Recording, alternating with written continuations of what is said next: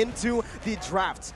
They're going to need to synergize properly here, Arashi, right? Absolutely. And if they synergize properly, they need some time.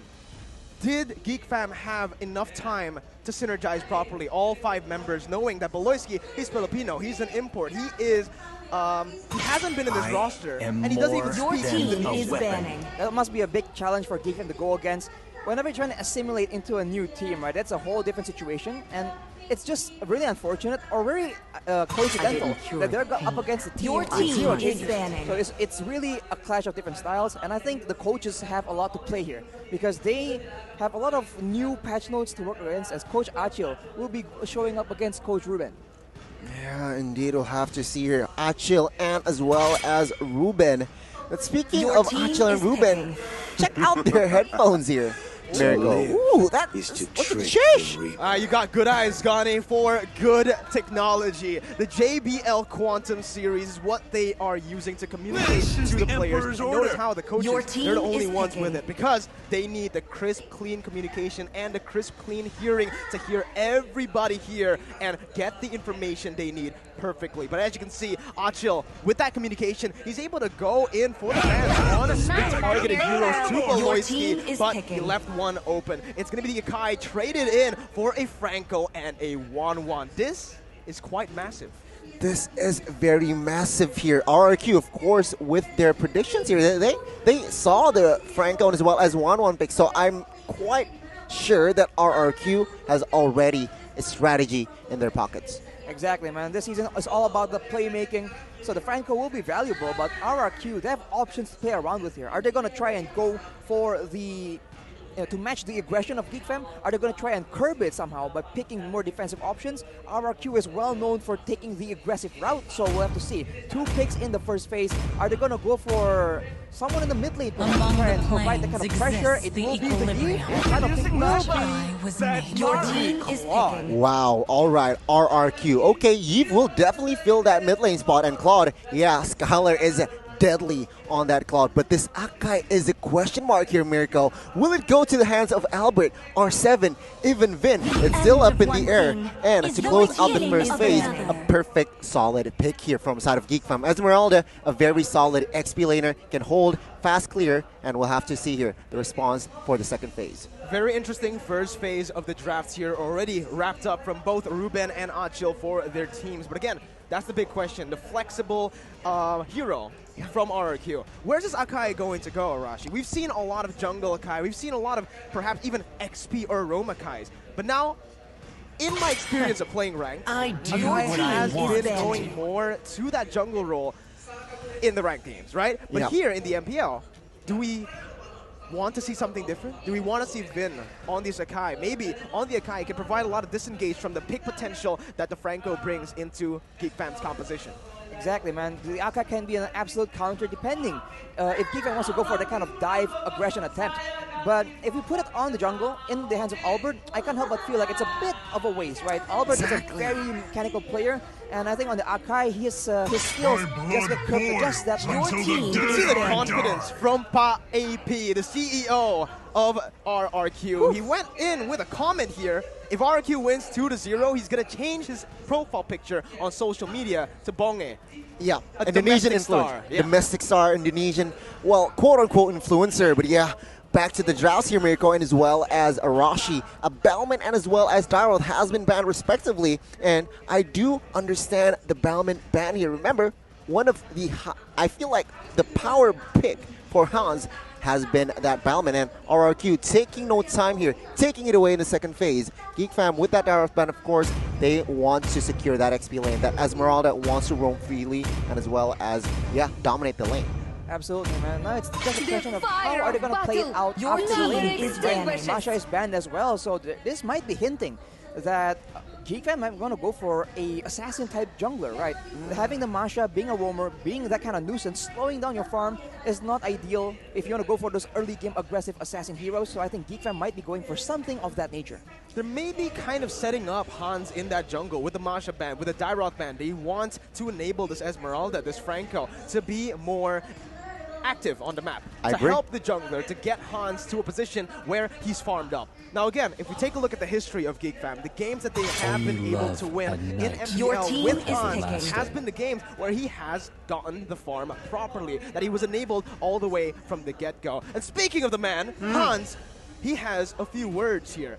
It's been 2 seasons where he wasn't able to beat RRQ, but now he feels ready, he feels prepared, he wants to win against RRQ's main lineup as he picked Your up the team is Kagura. picking. Okay, this is interesting. I was about to say, they need burst. And against Claude and as well as Eve, Kagura is the perfect fit here.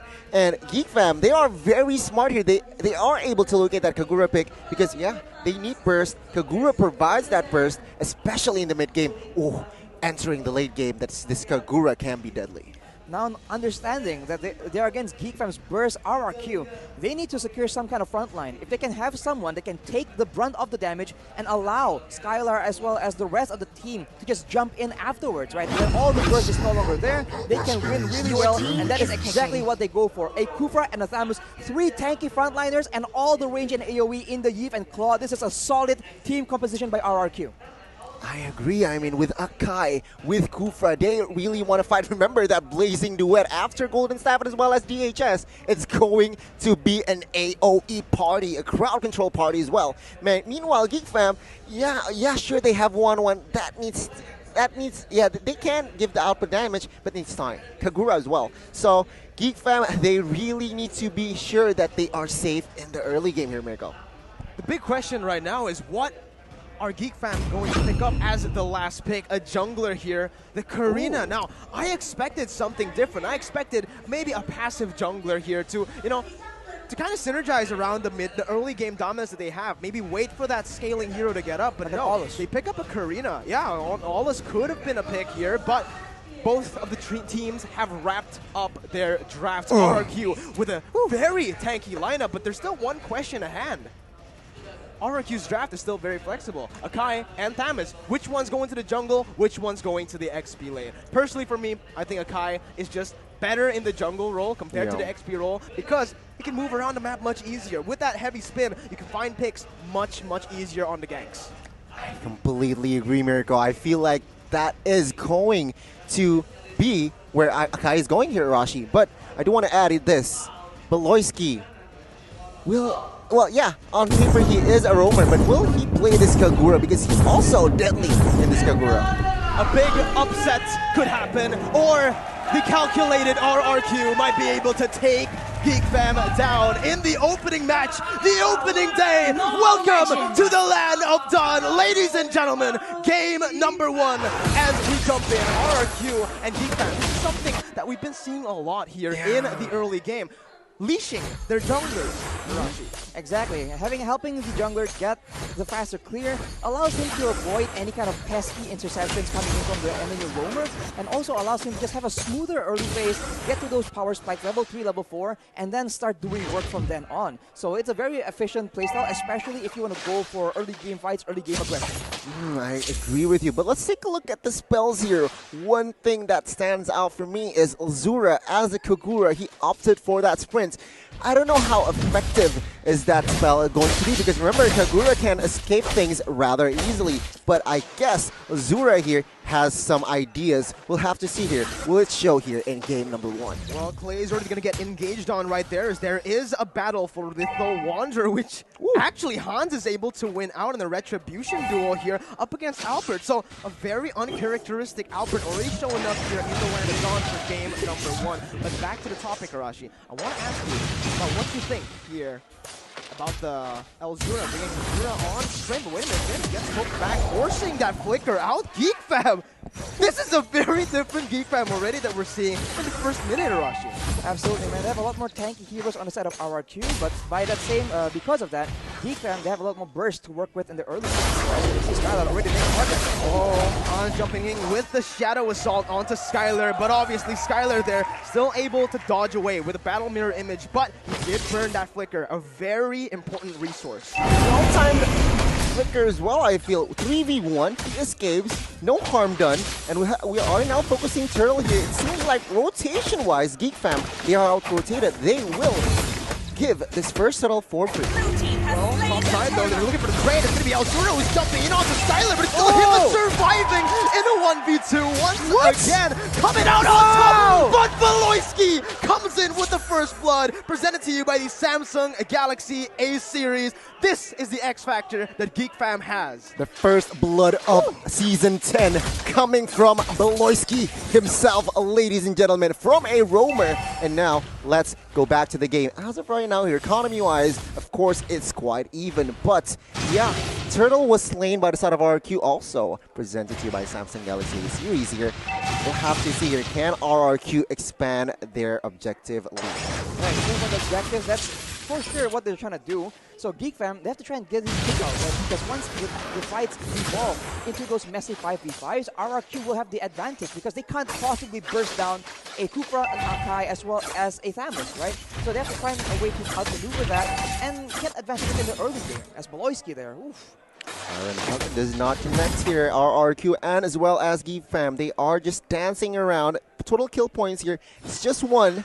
First 3 minutes. And it seems like composition-wise, yeah, they are looking for a team fight perhaps after level 7 and 8, especially for side of Geek Fam, Rashi. As you can see, the Demon Slayer letters, the letters emblem for Albert on the Akai. This is quote-unquote meta right now. It's about clearing, it's about farming up real fast and getting, you know, being in the game and not being denied your farm. As you can see, Geek Fam still not really under pressure.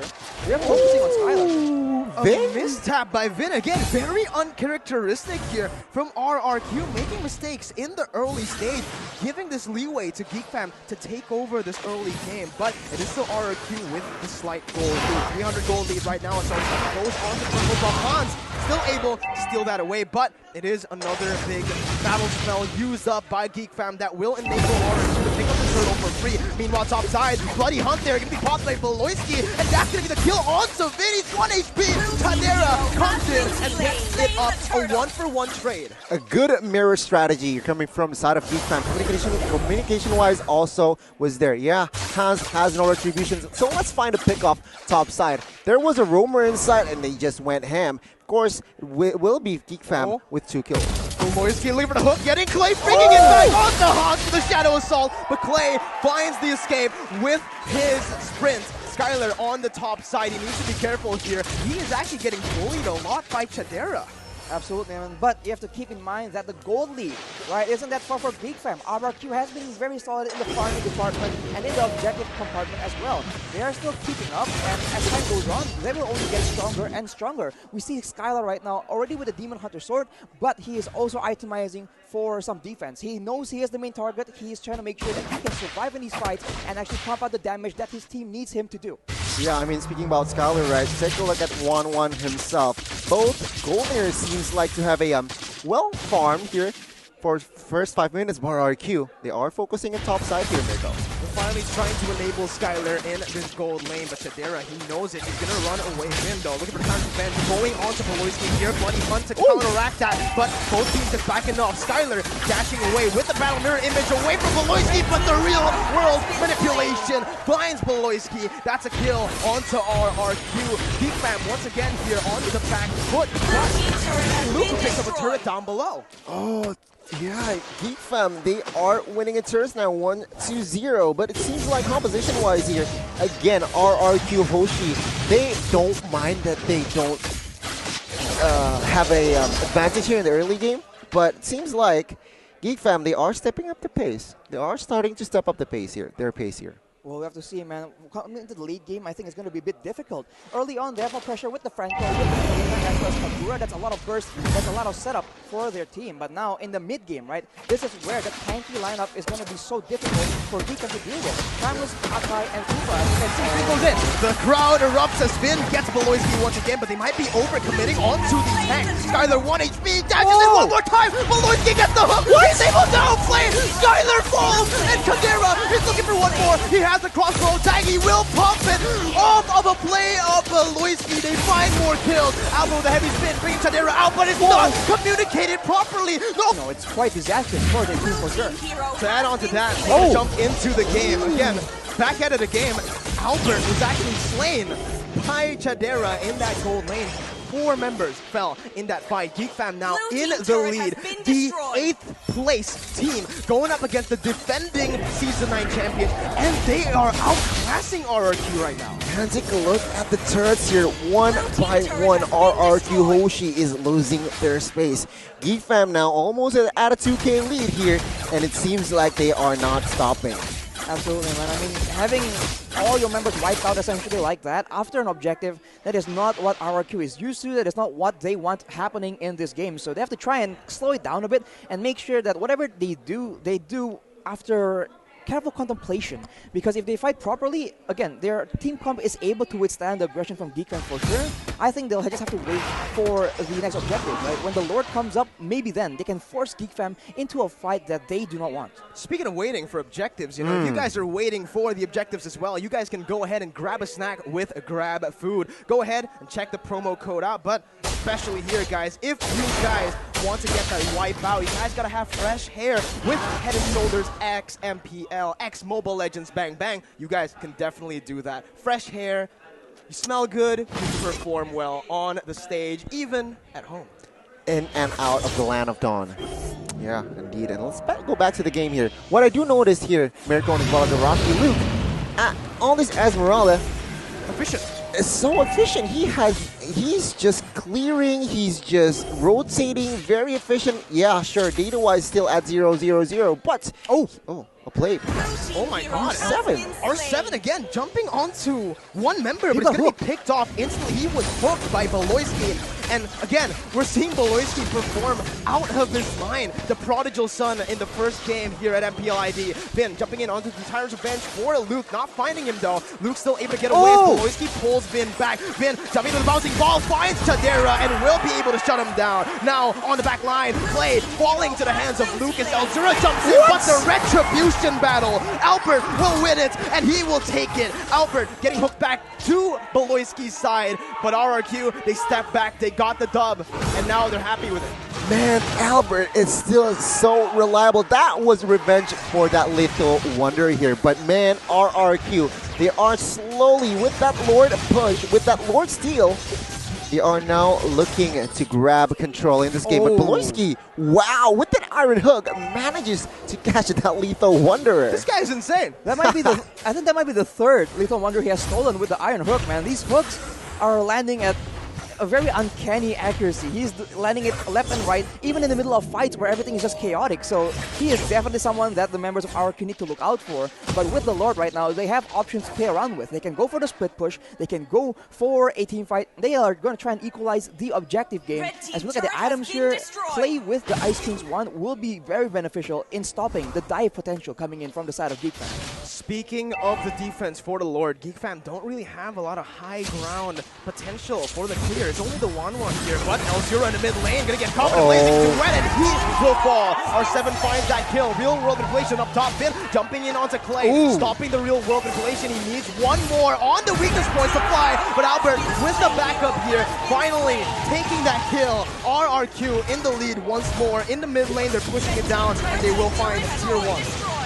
RRQ now, they are establishing a good amount of lead here. Take a look at the real-time win probability. As I said that, it's shifted in favor towards side of RRQ. Meanwhile, Geek Fam here, I do want to note that Skylar and as well as Clay, they need to look out for their positions. Why? Because Hans on this arena has secured the Holy Crystal, ladies and gentlemen. The real-time win probability was shifting back and forth.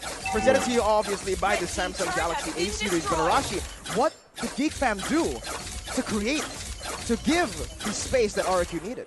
I mean, they're doing everything right already, right? It just happens that they lost the Lord Retribution battle right there because Beloyski has been setting up the members of the Geek Fam for those pickups, and it's been so successful that even R7 on the Thamus with the Vengeance, he can get picked off. So they have to do the exact same thing and try and be a bit more creative with the objectives afterwards, right? So I think both teams right now can really make use of the next Lord. There's 25 seconds, and I think contesting, in the middle of contesting the control over that Lord area, that will be where we see the next big fight between these two teams. You know what's interesting? Oh, never mind. Beloyski here needs to be careful, but take a look at the backside. Uzura, that's taken now by Skylar. Beloyski here with low HP tries to escape with that sprint, but R7 gets taken down with that crossbow of Tang. Now Luke being the sandbag, 1v4ing everything here, still surviving, and Hans with that holy crystal will definitely take Clay out. Take a look at Vin, he is the next target, he gets taken down, but Hans is quite low himself here. Albert